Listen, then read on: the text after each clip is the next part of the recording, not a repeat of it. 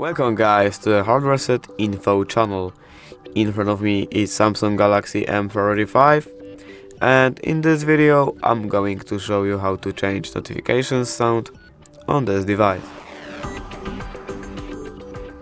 Alright, so firstly to do this we have to open our settings, and now you have to click on the sounds and vibration option.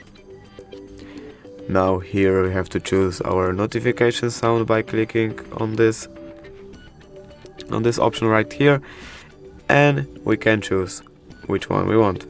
For example, Milky Way, Nebula, Orion, Prism. There's many